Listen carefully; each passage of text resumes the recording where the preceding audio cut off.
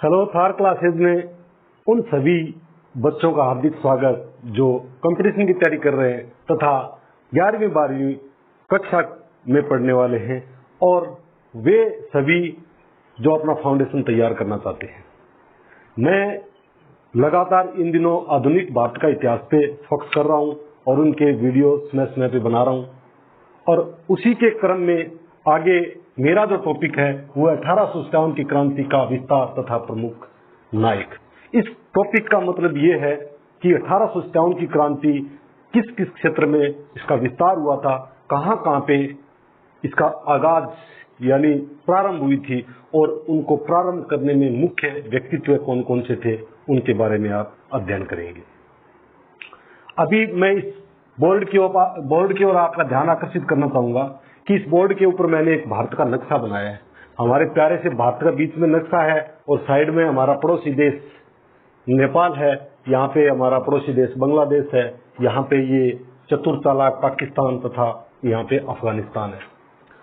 ये इस प्रकार की 1857 के समय ऐसा कुछ भारत की भौगोलिक जो स्थिति थी वो ऐसी थी और इनमें मैं कुछ ऐसे पॉइंट मैंने डॉट लगा करके मैंने कुछ ऐसे स्थान अंकित किए हैं कि यहाँ पर मुख्य रूप से 1857 की क्रांति का उपद्रव हुआ था। इन उपद्रव में करने में किस किस व्यक्तित्व का योगदान था, अभी हम इस सेशन के दौरान इसी का अध्ययन करेंगे। सबसे पहले मैं बताना चाहूंगा कि 1857 की क्रांति कोई एक निर्धारित रूपरेखा के अनुरूप तैयार प्रारंभ नहीं हुई थी। हमारे भारतीय सैनिकों ने छावनियों के अंदर चपाती तथा कमल के फूल बांटे थे, जिनका मुख्य जो उद्देश्य था, जो कोडवर्ड था, वो था 31 मई 1857 को संपूर्ण भारत में एक साथ क्रांति का बिगुल बजाना था। लेकिन दुर्भाग्यवश या फिर अंग्रेजों के द्वारा गाय और सुअर की चर्बी लगे कारतूसों का इस्तेमाल करने पर जोर जबरदस्ती की गई थी, उनके साथ दबाव डाला गया था सैनिकों के साथ, तो बैरकपुर में श्री मंगल पांडे के द्वारा उन पर मना कर दिया गया था। मना करने के दौरान वहां पर वाद विवाद हुआ और 2 अंग्रेज अधिकारियों की हत्या भी कर दी गई थी। इसी के उपलक्ष्य में मंगल पांडे को फांसी दे दी गई थी। 10 मई 1857 में ये यहाँ से प्रारंभ हुआ, होना था 31 मई 1857 को, यानी इतने दिन पहले 29 मार्च ये प्रारंभ हुआ था। 29 मार्च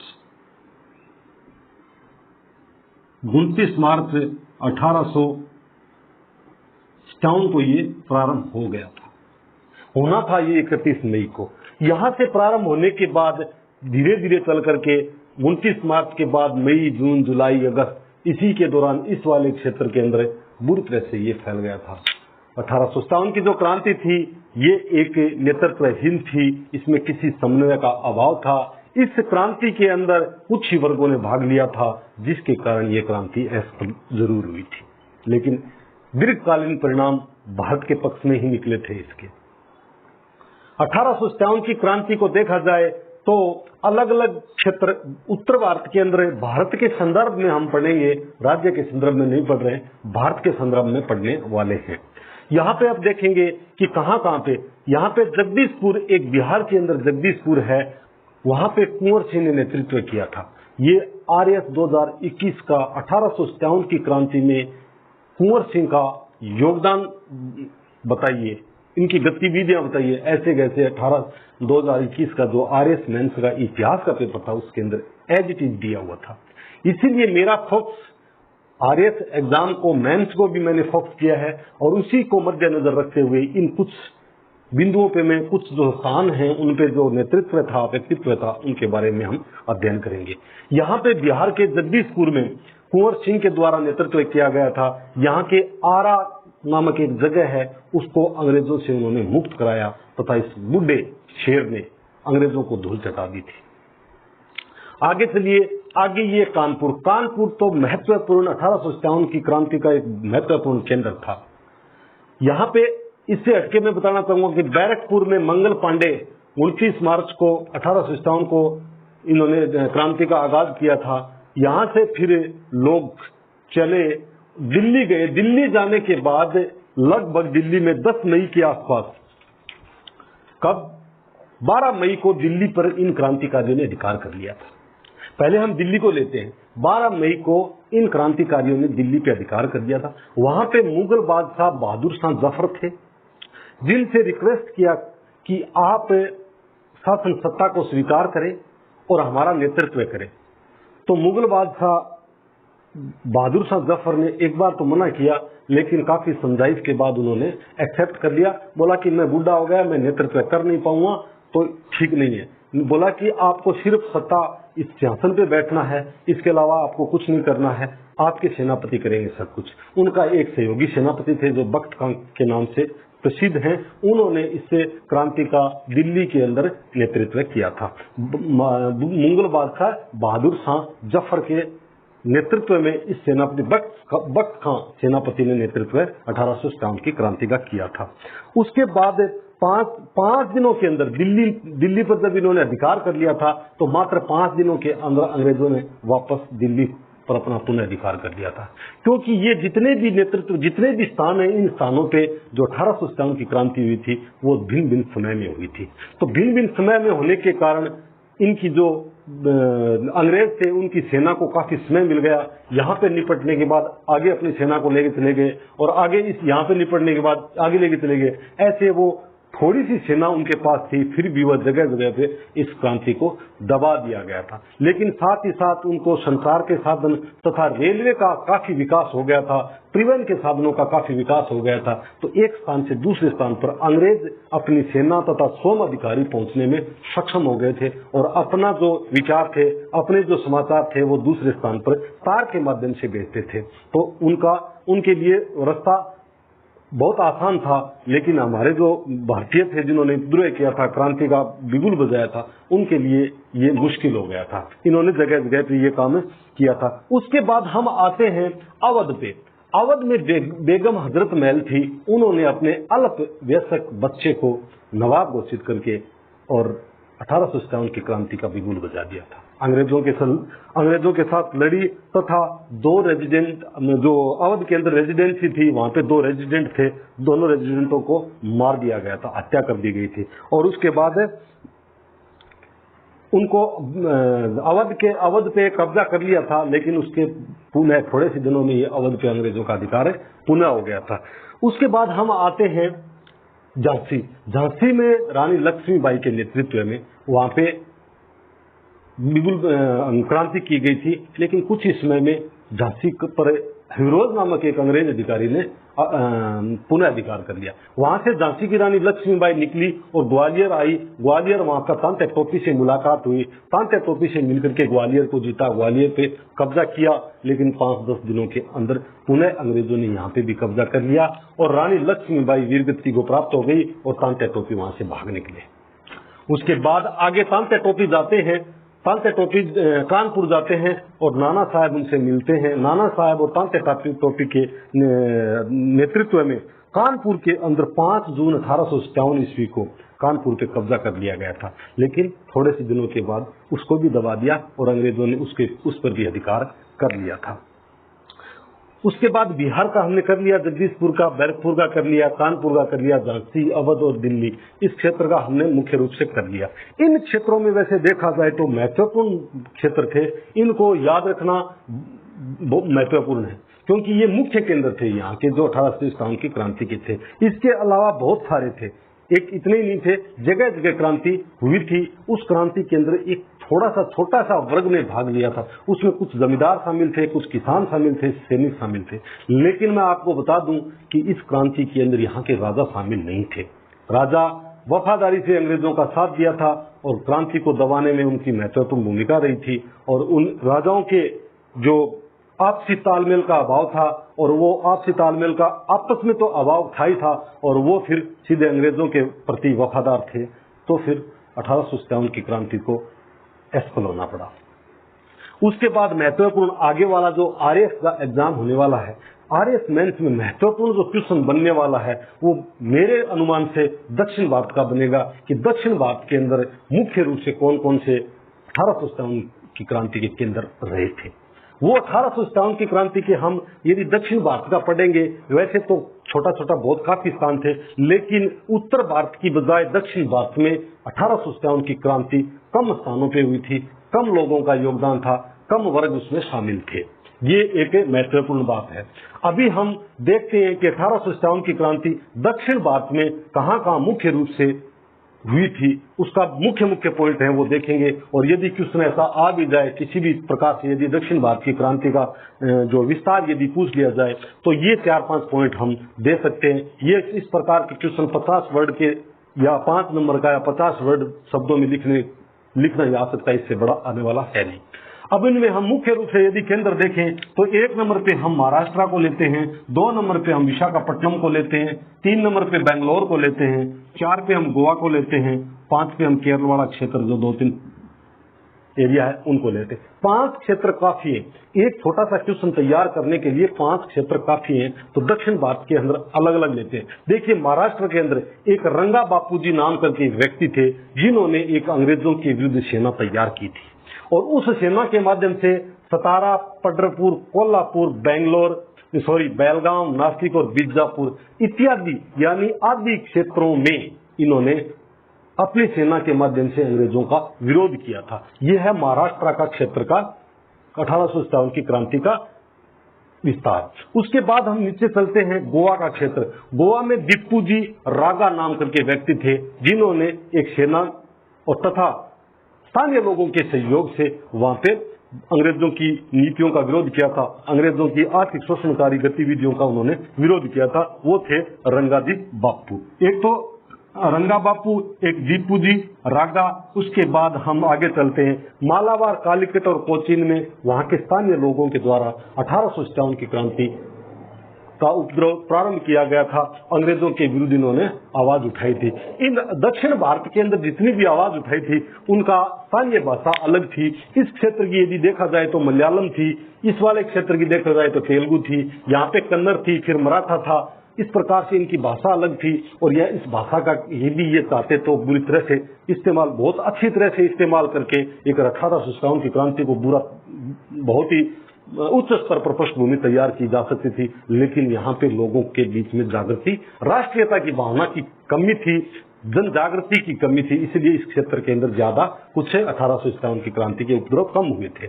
इसके बाद हम बेंगलोर पे आते हैं। बेंगलोर में एक मद्रास की सेना थी जो 8वीं रेजिमेंट थी, वो घुड़सवार सेना थी, 8वीं घुड़सवार सेना थी और 20वीं पैदल सेना थी। इन सेनाओं ने मिलकर के, इसमें जो सैनिक थे इन्होंने मिलकर के यहाँ पे अंग्रेजों का विरोध किया था, अंग्रेजों की नीतियों का यहाँ पे विरोध किया था। ये नंबर 2 पे जो विशाखापट्टनम है, यहाँ पर बहुत बड़े स्तर पे तेलुगु भाषा में कुछ पोस्टर बनाए गए और जगह जगह तेलुगु भाषा में पोस्टर लगा दिए गए। अंग्रेजों के सामने एकदम दीवार थी, काला अक्षर भैंस बराबर वाली कहानी थी। तेलुगु भाषा में वो समझ पाते नहीं थे, इसलिए विशाखापट्टनम वाला क्षेत्र है वहां पे कुछ से दिमाग से काम किया गया था कि उन्होंने अपनी भाषा के अंदर पोस्टर बनाए और लोगों को जन जागृति का समाचार दिया तथा अंग्रेजों की नीतियों का विरोध किया, प्रत्येक लोगों को आपस में जोड़ने का काम किया था। इस प्रकार में अभी आज मुख्य रूप से जो भारत के अंदर 1857 की क्रांति का विस्तार था उसका अध्ययन आप लोगों को करवाया। 1857 की क्रांति का जो कारण थे वो पहले हमने पढ़ लिया था, उससे पहले हमने पृष्ठभूमि भी तैयार कर ली थी, वो पहले वाले वीडियो आप देख लेंगे तो आपको समझ में आ जाएगा। इसके बाद आगे हम क्या करेंगे, 1857 की क्रांति असफल हुई थी, लेकिन 1857 की क्रांति के कुछ कारण भी हुए थे, उन कारणों का अध्ययन हम विस्तार से पढ़ेंगे। आगे हमारा जो टॉपिक रहेगा वो रहेगा 1857 की क्रांति के परिणाम। 1857 की क्रांति आखिरकार असफल हुई तो क्यों हुई, असफलता के कारण भी पढ़ेंगे और परिणाम भी पढ़ेंगे। तो आगे हमारा टॉपिक है 1857 की क्रांति की असफलता के कारण।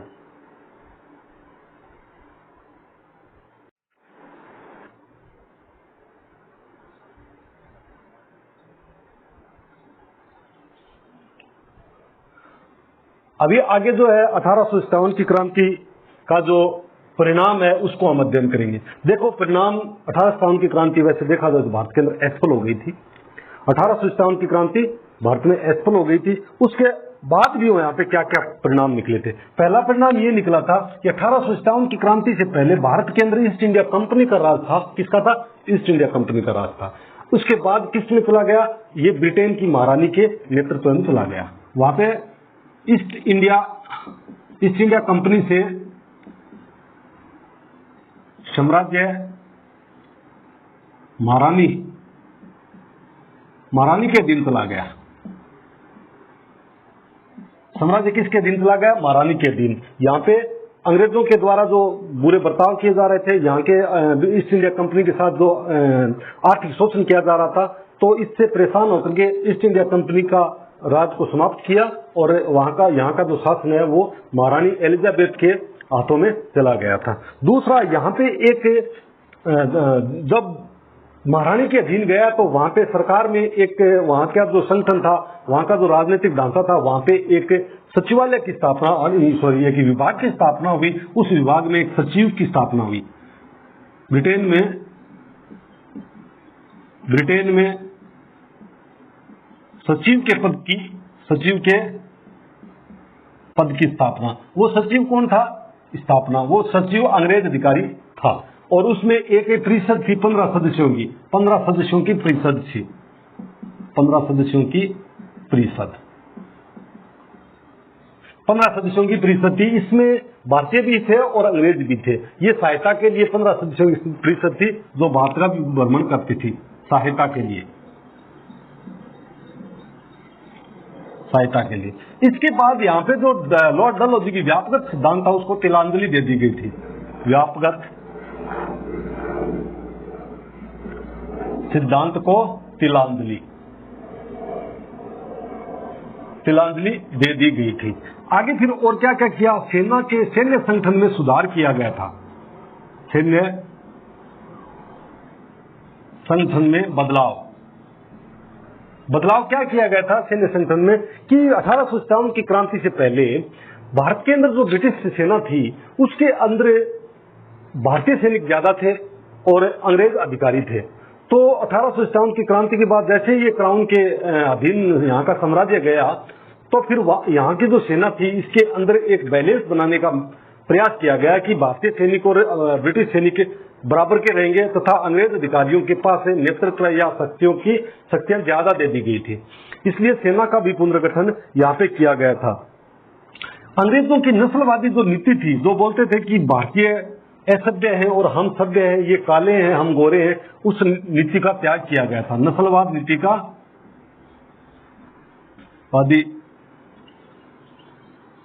का त्याग किया गया था। दूसरा, 1857 की क्रांति जब हुई थी तो उसमें यहाँ के राजाओं महाराजाओं ने अंग्रेजों का साथ दिया था, उनको पुरस्कृत भी किया गया था, उनको एक अलग सी सुविधाएं भी प्रदान की गई थी। उसके बाद लगान कानून जो था उसमें संशोधन हुआ था। लगान कानून में संशोधन हुआ था। इसी के साथ यहाँ का जो गवर्नर जनरल था वो उनको गवर्नर जनरल कहा जाता था, तो उस पद का नाम बदल के वायसराय भी कर दिया गया था। गवर्नर जनरल को अभी वायसराय भी कहा जाने लगा। वायसराय इसलिए कहा जाने लगा था कि जो ब्रिटिश भारत था उस क्षेत्र पे जो यहाँ का जो गवर्नर जनरल का शासन था ब्रिटिश भारत पे, वहां पे वो गवर्नर जनरल कहा जाता था और जो देशी रियासत थे, देशी भारत था, उस क्षेत्र में वही गवर्नर जनरल का नाम वायसराय के नाम से जाना जाता था। इसी के साथ कुछ व्यापारिक के जो सुधार भी हुए थे। यहाँ से जो माल ब्रिटेन जाता था उस पे आयात और निर्यात के करों में भी कुछ सुधार किया गया था और धीरे धीरे आगे चल करके सरकार के अंदर भारतीयों का प्रतिनिधित्व देने के लिए भी थोड़ा प्रयास किया गया था। काफी ज्यादा प्रयास नहीं किया गया था, लेकिन लोगों को दिखाने के लिए, भारतीयों को दिखाने के लिए इस क्षेत्र में प्रयास किया गया था। एक धार्मिक क्षेत्र में ये हस्तक्षेप करते थे। ईसाई धर्म को बढ़ावा देने के लिए हिंदू धर्म को प्रहार करते थे, हिंदू धर्म को ये हीन दृष्टि से देखते थे और हिंदू धर्म में व्याप्त विभिन्न कुरीतियों का वो बखान बढ़ा चढ़ा करके करते थे और हिंदू धर्म से धर्मांतरण ईसाई धर्म के प्रति करने का प्रयास करते थे। तो वो धार्मिक हस्तक्षेप की नीति अपनाई बाद में, धार्मिक हस्तक्षेप की नीति अपनाना प्रारंभ किया। इस प्रकार ये कुछ परिणाम देखा जाए तो ब्रिटिश जो गवर्नमेंट थी उसने ये लागू किए थे। इस प्रकार के जो परिणाम बदलाव हुए थे भारत के अंदर, भारतीय शासन व्यवस्था के अंदर ब्रिटिश गवर्नमेंट ने बदलाव किए थे। वहां की जो महारानी थी ब्रिटेन की, उन्होंने ये बदलाव किए थे और इसी के साथ ये परिणाम निकले थे। और परिणाम में देखा जाए तो परिणाम में 1857 की क्रांति असफल हुई थी, लिख सकते हो आप, असफल हुई थी, लेकिन असफल जरूर हुई थी, लेकिन भारत के अंदर अंग्रेजों की जो साम्राज्यवाद या अंग्रेजों की जो नींव थी उसको हिला के रख दिया था यहाँ पे। और उसके बाद भारत के अंदर बहुत बड़े स्तर पर राष्ट्रवाद का उदय हो गया था। राष्ट्रीयता की भावना लोगों के अंदर जन जागृत हो गई थी और फिर धीरे धीरे आगे चल करके बड़े बड़े संगठन बनना प्रारंभ हो गया। इससे पहले जितने भी संगठन बने थे वो क्षेत्रवाद पे निर्धारित थे, ये क्षेत्र पे निर्धारित थे, किसी वर्ग विशेष से संबंध रखते थे वो सारे संगठन, और आपस में इनका कोई भी समन्वय नहीं था। वो किसी भी प्रकार का एक सर्वोच्च नेतृत्व का अभाव था वो जो संगठन बने थे। अब आगे वाला जो हम पढ़ेंगे उसमें संगठन भी इंक्लूड करेंगे कि कौन कौन से ऐसे संगठन बने थे जिनमें नेतृत्व का अभाव था, और वो संगठन एक वर्ग विशेष के लिए, एक जाति विशेष के लिए, एक क्षेत्र विशेष तक ही सीमित थे। इसलिए भारत के अंदर एक बहुत बड़ा संगठन तैयार नहीं हो पाया, जिसके कारण समय समय पर अंग्रेजों ने बारी बारी यानी एक करके जहां पे भी 1857 की क्रांति विप्लव विद्रोह हुआ था उनको बुरी तरह से कुचल दिया था इन्होंने। और इस प्रकार इस 1857 की क्रांति के कारण और 1857 की क्रांति के स्वरूप या परिणाम यदि देखा जाए तो कहीं लिखित सामग्री प्राप्त नहीं हुई है, क्योंकि उस समय वो परिस्थिति ऐसी थी कि लोग अंग्रेजों से डरते थे कि यदि हम किसी भी प्रकार का पत्र लिख करके लोगों को प्रचार प्रसार करना प्रारंभ कर देंगे तो अंग्रेज हमको पकड़ेंगे या तो फांसी की सजा दे देंगे या जेल में डाल देंगे। इसका भय लोगों के अंदर बुरी तरह से फैला हुआ था। तो अंग्रेज वो जितने भी उनके कागज पत्र थे वो सारे भारतीयों ने अपने अपने फाड़ दिए, वो कोई भी साक्ष्य प्राप्त नहीं हुआ। इस प्रकार 1857 की क्रांति का हम परिणाम यहाँ पे देखा है कि क्या क्या परिणाम निकला था, कौन कौन से अल्पकालीन परिणाम निकले थे, कौन कौन से दीर्घकालिक परिणाम निकले थे, उसका अध्ययन हम यहाँ पे किया। अभी हम आगे वाला जो करेंगे उसमें 1857 की स्वरूप के बारे में पढ़ेंगे। 1857 की क्रांति का स्वरूप कैसा था। स्वरूप यदि देखा जाए तो अलग अलग, कोई कुछ भी बोलता है, कोई कुछ भी बोलता है, उसको हम अभी अध्ययन करेंगे। 1857 की क्रांति का स्वरूप अध्ययन करेंगे अभी।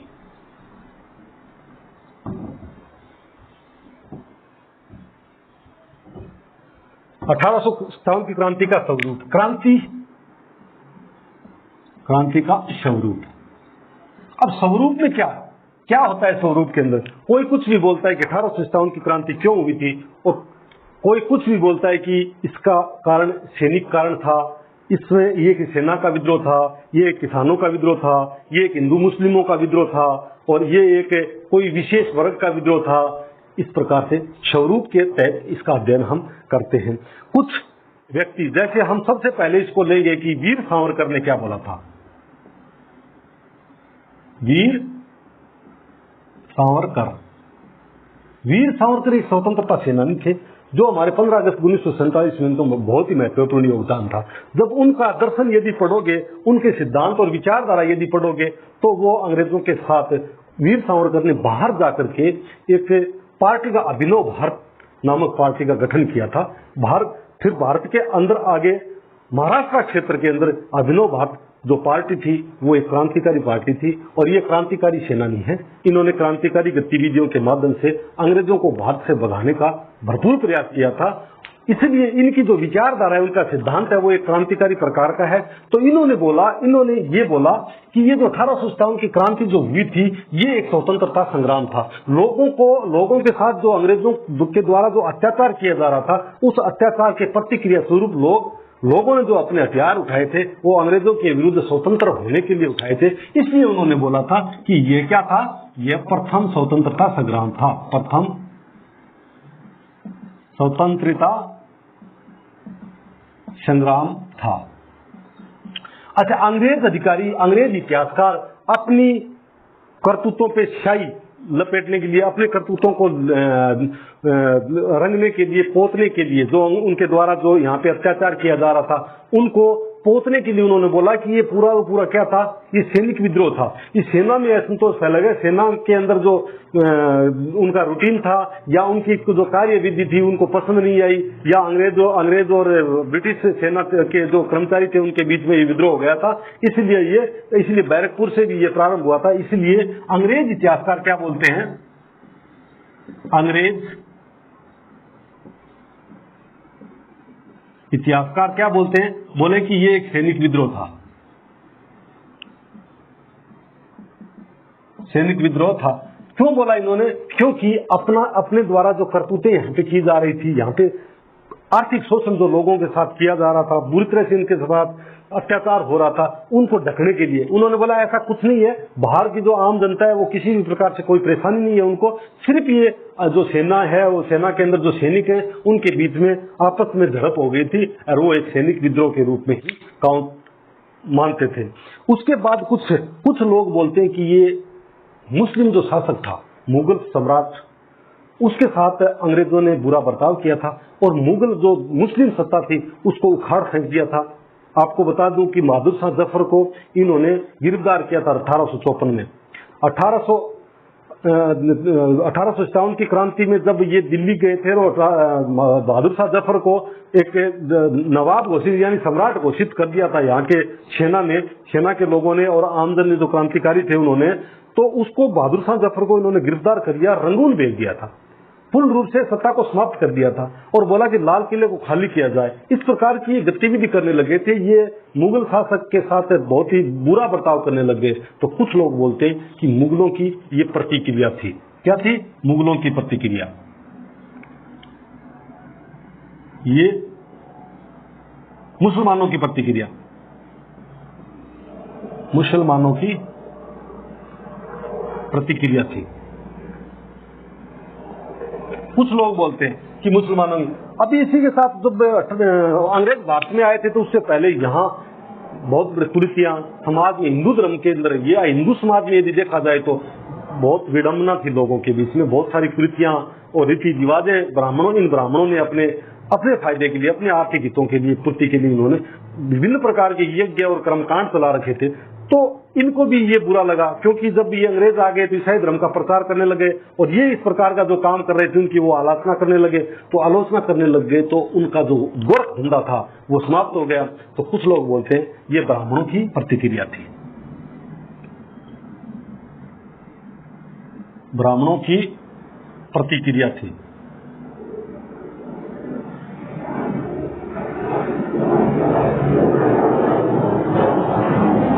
इस पर कुछ लोग हैं जो, कुछ इतिहासकारों का मानना है कि किसानों के साथ अत्याचार हो रहा था, जमींदारों के साथ अन्याय हुआ था, तो उनके बीच असंतोष का एक बहुत बड़ा गुब्बारा फूल गया था। कुछ लोग बोलते हैं कि ये क्या था, एक आम जन यानी किसान और जमींदारों का संघर्ष था, किसान तथा जमींदारों का संघर्ष था।